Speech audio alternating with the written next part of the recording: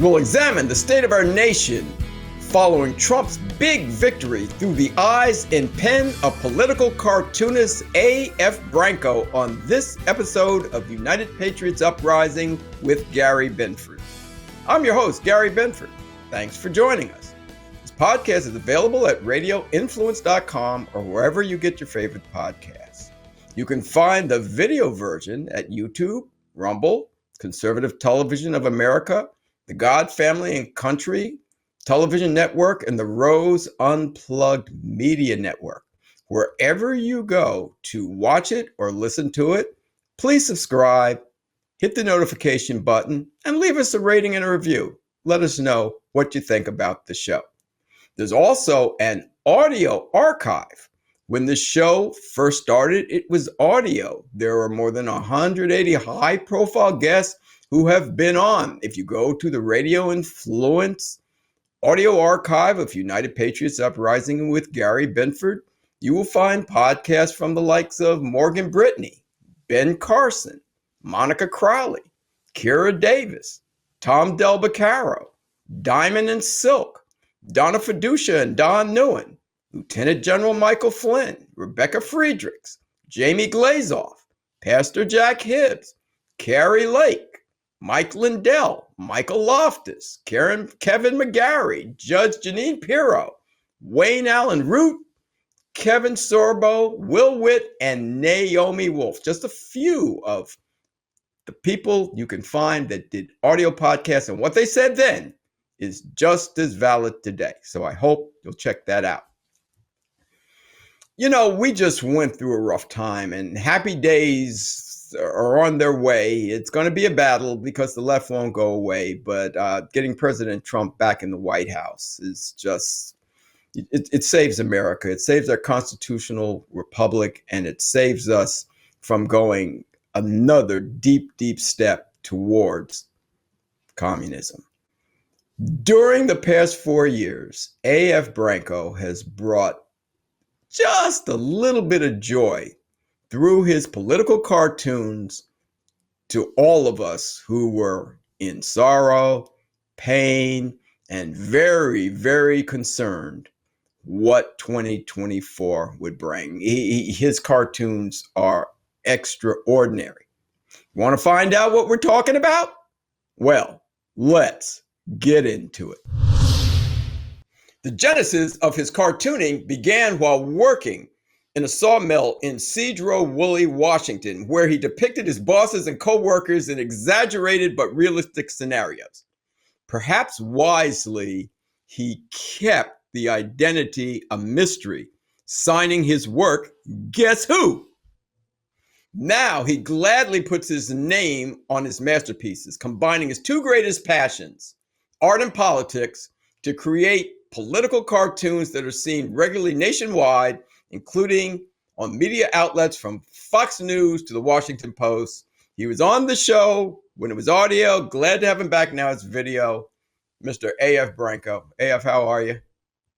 Hi, Gary. How are you? Been a while. I'm doing fine, A.F., and I have to tell you something. I don't know if I told you this the very first time that you were on. My daily routine goes as such. I wake up. I thank God that I still have warm blood in me. I pray. Then I get up. I read a series of Bible scriptures.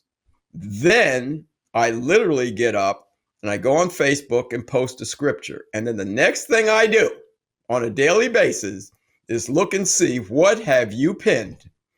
You are the first, your cartoons are the first thing that I look for on a daily basis, because your work to me is just so exceptional from somebody, especially who never reached beyond the stick figure stage. So I ask you, when did you know our president had won, that Trump had won? When were you secure? And what was your response? Well, first of all, thank you for having me on. And I appreciate that you check out my cartoons every day. I feel like that's a very big honor coming from you. I think a lot of people do. Thank you. Actually, I told my wife asked me, "How do you feel about the election?" And I said, "Well, I'm I feel optimistic. I feel sort of. I'm not sure. A lot of us felt that way. That we weren't quite sure. We were optimistic, but just Yeah. kind of hanging in there. But then I asked her, "How do you feel?" She said, "Well, I'm pessimistically optimistic." So I don't know how you take that, but she was very very happy. I was very happy, and a lot of us are very happy, and I'm glad that it turned out the way it did. Now it's a little is it a little different on the West Coast because you're getting stuff that we've already gotten, kind of? Well, because of the internet and how fast news Oh, travels, it's instant. So I'm sitting over here 3 hours later, or 3 hours earlier, or is it later? you're 3 hours earlier. later. Yeah. Yeah, later as Um, far as the process, right? yeah, right. So we're right on top of it. Maybe in the older days, maybe years ago, maybe the 60s, things didn't travel as fast yet. You had three news outlets and you had a phone, but things were a little bit later. But today it's almost instant. So you're right on top of it. Um, so yeah, we get the news and we kind of stay with it, right up till the end. And I was pretty optimistic all the way through. Nervously optimistic, as you could say. But I hear you. One of the reasons I post your cartoons is because you are able to completely expose the left, the Republican establishment, anybody that needs to be exposed. You are able to expose it and just rip the veil off in such a funny way that people look at it and they know it's true. And I think even liberals have to laugh at it to some degree of your caricatures and your message, even though it was deadly serious. And that's why I posted. And I think you helped a lot of people out because a lot of people were able to post your cartoons if their social media would allow it, and got the message out that some of us, if we just posted real serious stuff, they just shadow ban it or block it or say that's a lie or get rid of it. Would you agree? yeah, I've never understood why they fact check cartoons. I mean, it's a cartoon. It's going to exaggerate here and there. It's going to emphasize certain things that are, publicly, among conservatives anyway. Uh, an idea that may not gel with the liberal idea. And that I have a lot of people that are kicked off of Facebook for just posting my cartoon. They haven't kicked me off yet, but they'll kick off one of my followers. So basically, one of the reasons I do cartoons is because I love drawing, I love art, I love politics. It's a way to express myself. I'm not the best orator in the world, or to express myself verbally, but I can draw something out that kind of expresses what I'm feeling and what a lot of us are feeling. And that's what I thought you did once they stole this election in 2020. Because from that day, it seemed to me like you were on a mission to make sure people understood what was going on in the country and what we must do to correct things. So after the election was over and Trump vacates the White House until the sigh of relief, it was like you were relentless. Well, I was trying to do my part. Everybody has a part to play. Like your show, Gary, you're contributing to our cause, and I'm doing my part. I draw cartoons, and there are other cartoonists out there doing a great job. And then you have the video makers, you have the podcasters, and I think it's a team effort. And these cartoons are about what I feel, what I think. Nobody tells me what to draw, and it's to make a point, maybe a point that hasn't been made the way I'm making it. Maybe people are making other points, but I feel I have a duty, to do to take my art and contribute to the effort to save America. Yeah, I hear you. Now, it just seemed to me during the course of these last few years, it was important for you, even in a comical way, to tell people what the true state of the nation was from either side of the aisle, because you went after all the right people on both sides of the aisle that needed to be exposed. How did you see the state of the nation during this time, and is that what you tried to do?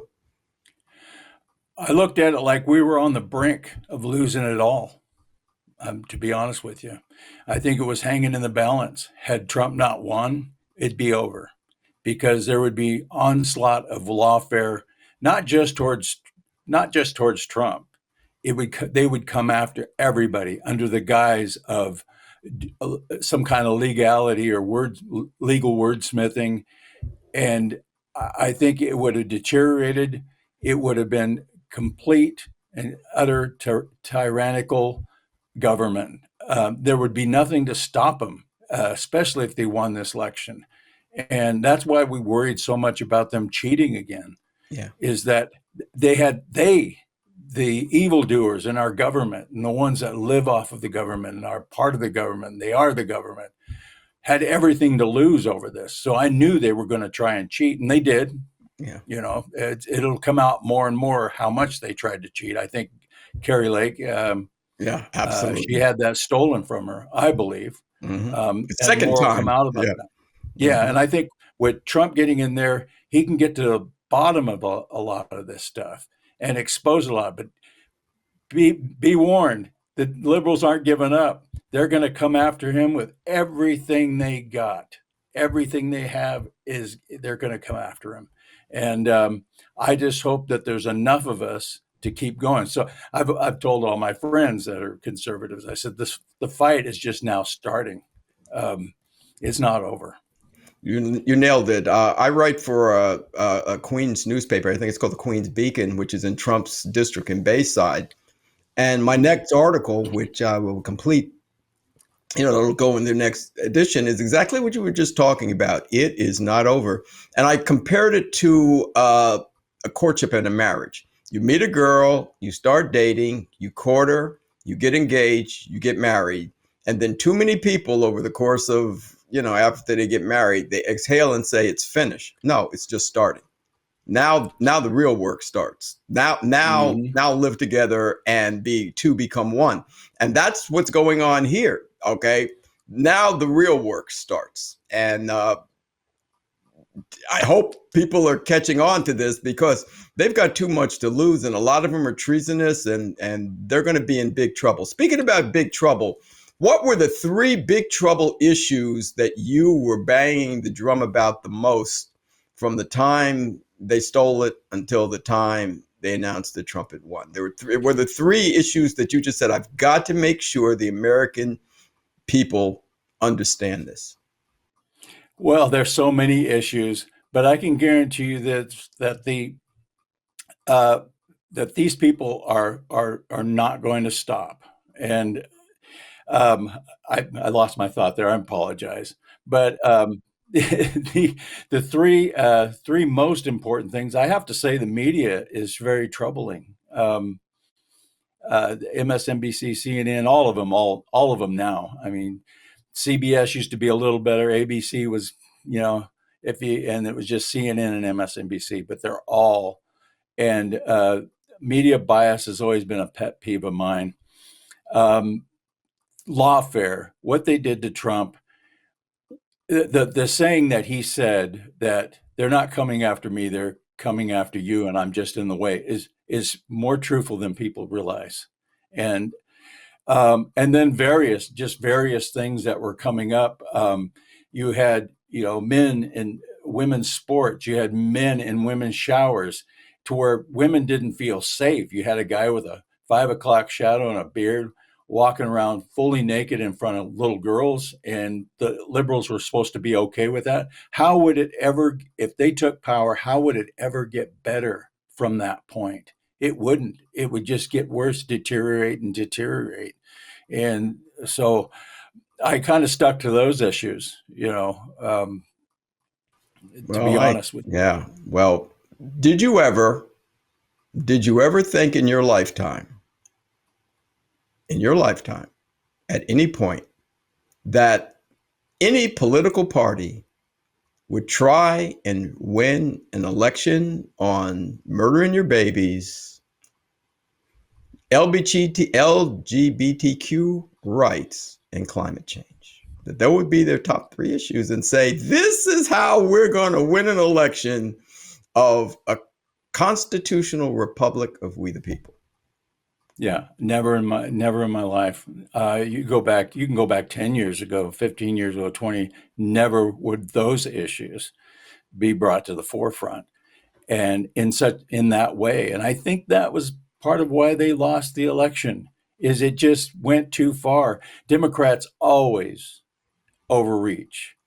They can't help themselves. They get a little power and then they just start grabbing for more, to the point where they're not, where people start going, even even some Democrats, even people I know that vote Democrat, we're going, oh, wait a minute, I didn't sign up for that. I didn't sign up for this, or I didn't sign up for men and girls sports. I didn't, so I think they have a tendency to overreach, and which should cause us to overreach a little bit to get some of that back. Get people. The media is dying. If you saw the last reports on MSNBC and CNN, all their ratings dropped in half practically. I think Joy Reid, she dropped 54% over the last couple of days of her viewership, and the rest of them are right there too. They should have been at zero, but that's another Yeah. story. Yeah, for sure. Speaking of the election, how did you see the election? How did you see it going in? Did it turn out the way you thought? And were you kind of surprised that the left just threw all this stuff out there and we're like, I just can't, is America really going to buy this? And their whole thing was, everybody I talked to that was going to vote for the other side just said, well, what do you want me to do? Vote for Trump? And I go, yeah. So it was almost like a referendum on, it didn't matter who they ran. They could have ran Hitler or Attila the Hun on their side. It was just like, either you like Trump or you don't. Mm-hmm. And I would say to people, you don't have to like Trump. You just have to like your country. You have to love your country, like your kids, your grandkids. You don't have to like Trump. A lot of people don't like the way he comes off sometimes and the things he says. That's fine. But he does know how to put policies through, and those policies worked the first 4 years. So yeah, it turned out better than I thought it would. I was hoping. I felt like a lot of Democrats and people that just couldn't stomach voting for Kamala and her policies and what she stood for. They just couldn't do it. So I don't think a lot of them turned out. But on the other hand, a lot of people turned out for Trump, a lot more, and that's what it takes, and to do a sweep. And there's so many, people like Charlie Kirk, Scott Pressler. Charlie has been on the show, and Isabel Brown have been on the show. And then Scott Pressler, people who work to get the young people and turn them around, and the black males came around. A lot of groups came around. But, explain this to me, because there's certain things that just don't make sense to me. Like Lieutenant Columbo would say, I can't wrap my brain around this. Okay, let me get this straight. You're going to say Trump is going to be like Hitler, or he's a threat to democracy. Hello? He was already president once, and it turned out fine. The other thing, I'm watching Barack Obama talking to a bunch of black men in Detroit, and he literally said to them, you can't allow yourself to be led by an old white guy. Well, what the heck is Joe Biden? I mean, these things, I'm like, are you listening? People, are you listening to these people? Here's a threat to democracy. Well, wait a minute. You had 4 years of them. No wars, the price of gas, the 401ks went up, the gang's gone, national security. Hello. I don't understand how she got a vote outside of a radical. They literally accused him of every single thing they were doing, going after their opponents, trying to censor speech. He's going to go after you. He's going to put you in jail. He's going to do all these things, the very things that they're doing to him and anybody that supported him, going after his attorneys. When did attorney-client privilege become something that you just throw away? That was a new thing to me. I didn't think you could do that. And a list of things that they've done to this man, tried to bankrupt him, accuse him of rape, accuse him of this and that. And I think all of that hurt them. People don't like that kind of thing. And I think it served, it came to benefit his campaign, came to benefit. A lot of people were, if they're lying about this and they're lying about that, they're calling him Hitler, a man that killed 6 million Jews or more, cost the lives of millions more. And they're doing the very same things. And I'm not calling them Hitler, but Hitler was anti-gun. Hitler was censorship. Hitler was locking up and killing his opponents. So I saw none of that coming from Trump and his administration, not any of it. In fact, he could have went after Hillary for the phony FISA or the dossier. He could have done all these things, but he didn't. And they asked him to, and he didn't. So in his 4 years, he could have went after a lot of his opponents for things that were real, things where they broke the law. And I'm surprised he didn't, given that the phony Russia collusion and the Ukraine thing, and then just a series, a litany of things that he didn't do that they came after him for. So Yeah, and they're not going to stop. Then I want to take you back, now that you said that, to what you said at the beginning. See, this is why people are saying, well, they said there's going to be a peaceful transition. Well, trust me, the reason that's not going to happen is they've come too close. They're one step away from communism. They're not giving up. And here's the problem they've created. They've been telling their people for 4 years that Donald Trump is a threat to democracy. He's Hitler, this, that, the other thing. Now, how are they going to walk that back? Now he's in, so you got a bunch of you got a bunch of snowflakes and a bunch of people suffering from Trump derangement syndrome that thinks the sky's going to fall. They don't right. They don't want to walk that back, so they're going to let this play out, and we're just going to have to educate. Don't forget, their biggest fear, the Democrats' biggest fear, is that Trump's going to come in and make America great. And to where everybody loves it, everybody's prosperous, there's no wars. He's solved a lot of the problems that Democrats love to keep there so they can run on them and blame the Republicans. If he comes in, their biggest fear is that he comes in and fixes those issues. They don't want it. They don't want it at all, because it sets J.D. Vance up for the next 8 years after that. So I think that is their biggest fear. Yeah, that he's going to be successful. You've got that right. I'm going to ask you a tough question for me, but this will be easy for you because you already know the answer. And if it's somebody else, let me know. Which of these radical loons do you enjoy your characterizations the most? Is it Barack Obama, Hillary Clinton, burn baby burn Bernie Sanders, Joe Biden, or Kamala Harris? Which one do you enjoy your completely hilarious characterizations of? Well, I used to love to draw Obama and his ears and his pompous attitude with his nose raised up and his eyes kind of like, like looking down on everybody. And then it came along Biden and the sippy cup. So I don't know if there's any one. Hillary was a favorite at one time because and what I like to try and do, and I don't know if this makes any sense, I like to try to capture their soul in their face. And if their face looks somewhat hideous, it's because that's what I see coming out of their soul. Biden, what I see coming out of his soul is vacancy. I just think he's not there, not the way he used to be anyway.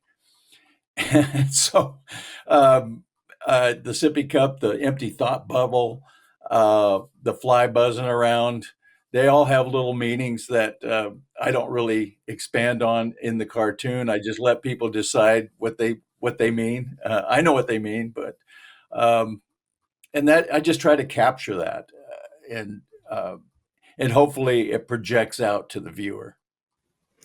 I believe it did because I'm telling you, people pass your cartoons around. I see them all over the place on social media.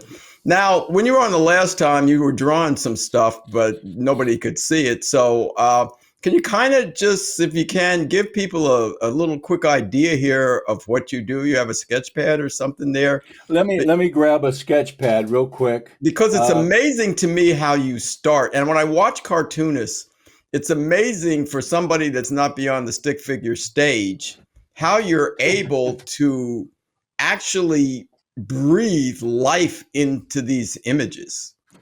You know, well, it's let me grab my sketch pad. I thought I had it sitting here, but it's obviously not there. So, yeah, and uh, and and again, and AF Branco, it's called Comically Incorrect. He will give you a comicallyincorrect.com. You've got to see his work because his work is beyond outstanding. And it's amazing to me just watching how he can just take a sheet of paper and a pen and bring something to um, life. I've got a sheet of paper here, and I'm gonna try to do it so that I'm kind of awkward, but I'm gonna draw Obama. We talked about Obama, and I haven't drawn him for a while, so I'm just gonna go. So there we are, and I talked about his pompous attitude, and he has these kind of dark eyebrows, and then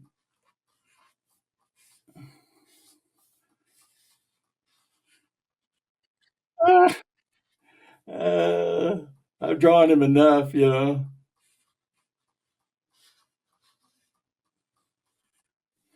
and of course, it's hard to get the color right here.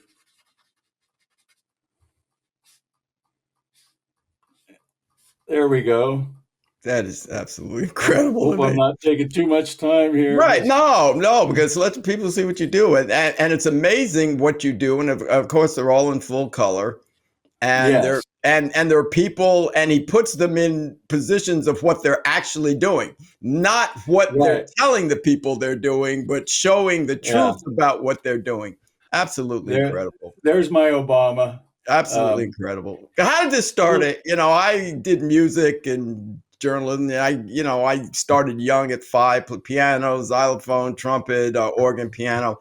Uh, you yeah. know, so I started early. So by the time I was in college and everything, I could play a few instruments. But this, Hmm. you don't just start, right? Well, no, I started when I was a kid. I loved to draw. I didn't really have a lot of patience for it, but I love to do it. And in fact, I often say, and I've said this before, that I was drawing a lot of times when I should have been doing math, arithmetic, English, writing. So those skills kind of went to the side a little bit, and drawing just seemed to be fun. It was a way to express myself. I was able to solicit a lot of emotion from people and attention, maybe when I was in school, and then it just progressed. I became a graphic artist for a T-shirt company, and then I started my own company.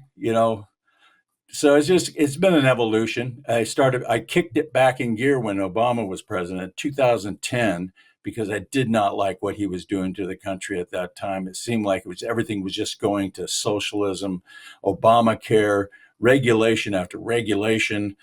Um, so that's what started it again. I dabbled in it before, but not to the degree that I'm doing it now. It's absolutely incredible. So, where do we go from here? Trump wins, but where do we go from here? What do you see the future of America? Because it can go one or two ways. Because they're going to try and block him, but he's putting. It looks like he's putting together the type of staff he should have put together the first time. He just didn't know better.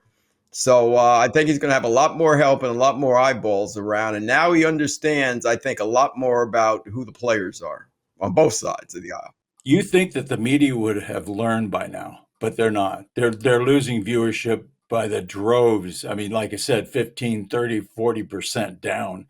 They are not, but they don't learn. They're not going to learn. They're going to try to grow their viewership by a bunch of lies and misrepresentations. But from now until the time that Trump is out of office, the end of his term, they're going to try and sabotage, misrepresent, try to take everything he does good, every achievement that he makes will be disparaged, will be lied about, to the point where that small viewership will believe that he had no accomplishments whatsoever. That's what they did the last 4 years. All of the things that he did, Jerusalem, the capital of Jerusalem, the Abraham Accords, all of those things that he accomplished, prison reform, got our economy roaring again.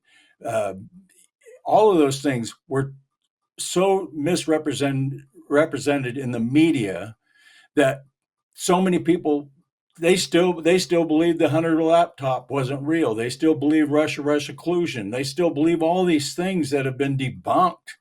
And so when you get in a discussion with these people, it's like you're talking to somebody that's just full of lies and misrepresentations, and you can't penetrate it. So I know what they're going to do. We know what the enemy is going to do. We just have to find out, and I think we're doing it with podcasts like yours to get the message out there and offset some of this mainstream media Marxist propaganda.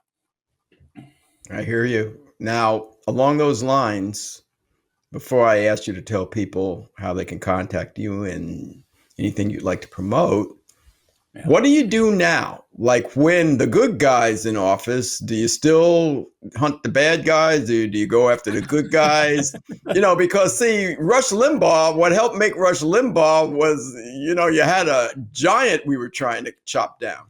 So does Absolutely. it make it more difficult, or like do you just happy days are here again, or what do you think you're going to be doing now? Happy days are here again, and I think that although we can take a breath, our battle's just starting. Right. And I remember something you mentioned, Rush Limbaugh, and Rush Limbaugh used to print my cartoons in his newsletters, which is a huge honor for me. I've kept every single one of them. One of these days, I'm going to frame it. But a caller called in to Rush Limbaugh one time, and this caller said, we should allow them to win just so we can show everybody in the United States and every citizen just how bad it can get. Of course, Rush Limbaugh disavowed that. He argued against that. He said, no, you don't want to do that, because if they do that, we may not ever get another chance to bring it back. But it happened. It did happen. They took power, and now we see just how bad it can get. It's god awful. And although I think we can take a breath and relax a little bit, we gotta keep in the fight. We can't all go home and say it's over. No, it's not over. It's just starting. So all these people, all these advocates that have been in the trenches getting voters out to vote for Trump, need to stay in the trenches and advance. Yeah. So and they don't know how bad you see, they know part of how bad. Wait until people find out the election was stolen. Wait until people find out the J6ers were not insurrectionists. They were set up. Wait until people find out the virus was weaponized. Wait until they find out the vaccine wasn't safe. Wait till they found out a whole bunch of other things, that there was never Russia collusion, and that all the collusion going on has been going on between China, Iran, Russia, and the Democrats. Right. Wait till this comes out, and then in retrospect, they're going to go, wow, we really were on the verge. They don't know how close we came. They really don't. A lot of people have no idea. But the truth will come to the light eventually, and that's what I hope will lead to a spiritual revival, but not only that, will lead to a patriotic revival, where, as you said, a lot of people on the other side, we're going to be able to bring them back. And you brought up a very important point. Right now, with a bunch of disillusioned people, this is the time to reach out and explain to them what happened, why it happened, and why you need to join us to take the trash out so this never happens again. Would you agree? Yeah, and where's the 15 million votes that voted for Biden? Nobody can convince me there was 15 million people that hated Trump so bad that they're going to vote for Biden. A guy that stood and had nobody coming out to see him, was mumbling and stumbling. You And know, bumbling. Bubbling. Yeah, you forgot bubbling. Yeah. So anyway, I hate to be so serious. I'm a cartoonist. I'm supposed to be funny, but we live in serious times, and it's not over. It's not over. I think the next step is to move on towards getting the House, getting more people in the House, so Mm-hmm. that Trump's agenda isn't thwarted. And I'm hoping that Rick Scott Yeah, becomes the absolutely. yeah, and that's my cartoon today was I about saw it. The yeah, three McConnells three and Scott. McConnells, Right, and Scott. Cornyn and Thune, Right, and McConnell, and then you had Rick Scott Rick over here, Scott. and it says one of these isn't like the others. Right. Yeah, so Right, and because people you can brought up a come point. We to got to get MAGA people in the House and Senate because we don't have that yeah, many, and we have yeah. to get them in. Otherwise, the Republican establishment will rise again. Right, right, and there some of those are just Democrats Yeah, and rhinos. and rhinos, and they're god awful, and they're not gonna they're gonna be. We have an opportunity to get some of this rolled back and move get a new day forward towards constitutionalism and free market enterprise, but there are too many Republicans in there still that have a different idea. Might as well be Democrats. So I anyway, hear you. I'm going to ask you my an off. two cents. Yeah, I'm going to ask you an off the cuff question because I used to be a sports writer, right, here in New York, Mm-hmm. and I used to cover the Knicks. So I spent a lot of time in Seattle because they played the Sonics, and the All Star game was out there. And then I Right. remember they sent me to do a story on Mark Gastineau, who had been a New York Jet. He was playing for British Columbia, so I flew to SeaTac, stayed in Seattle before I traveled to Vancouver. Are you since you live in Washington State, do you feel comfortable hanging out in Seattle? No. In Okay, fact, at least you're I being was honest hoping about it. they talked about Do they recognize building you? a tunnel. Huh? Do they recognize you? I get recognized once in a while, but see, I could be standing next to somebody in a grocery store who love my stuff or hate my stuff, and they wouldn't know who they're standing next to because they see the cartoons. They don't normally see my face. But if they could build a tunnel underneath Seattle, starting from where I live to the other side of Seattle, and all I had to do is just drive under, and I'd be happy with that. I never go to Seattle. No, But Antonio, I really appreciate you coming on again. Please tell people how they can reach you and get your work and anything else you'd like to support. well, they can find me on Twitter. A is an apple, F is in Frank, Branco, or True Social. My website is Comically Incorrect. That's with a C, Comically Incorrect. And we're getting ready within the next couple of months to revamp that site to have more content. So that would be a good place to get in touch with. I'm on Facebook. I don't do a lot. I post on Facebook, but because Facebook went south on us, Yeah. I don't do much there. So, Well, and Getter, I'm on Getter. uh-huh.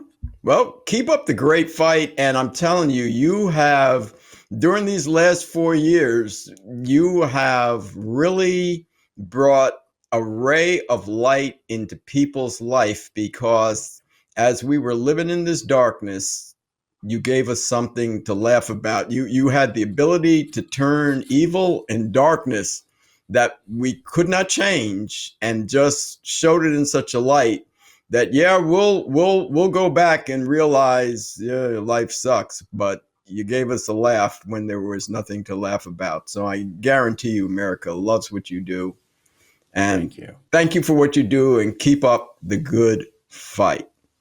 Thank you, Gary. Thank you. You too. Keep it up. Keep it Thank up. I you like very your much. podcast. Thanks very much. Take There care. you have it, Mr. A.F. Branco. And please check his work out because he's a cartoonist extraordinaire. I truly love his work. I want to thank cartoonist extraordinaire A.F. Branco for coming on and showing us what he does and telling us why he does it. A love of God, family, country, and trying to save the Constitution has driven him to use politics and art to draw cartoons that are really, really on point, but also funny. So, AF, keep up the great work. Don't let them grind you down. And I'm sure from both sides of the aisle, you're going to have plenty to draw on in the next few years. So, once again, thank you very much for who you are and what you do. This podcast is available at radioinfluence.com or wherever you get your favorite podcasts. The video version you can find at YouTube, Rumble, Conservative Television of America, the God, Family, and Country Television Network, and the Rose Unplugged Media Network. Wherever you go, please click that notification button, subscribe, and it'd be great if you leave us a message and tell us what you think about the show. Well, that's it for now, everybody. So until the next time, this is your host, Gary Binford, saying, God bless you, God bless your families, and God bless America.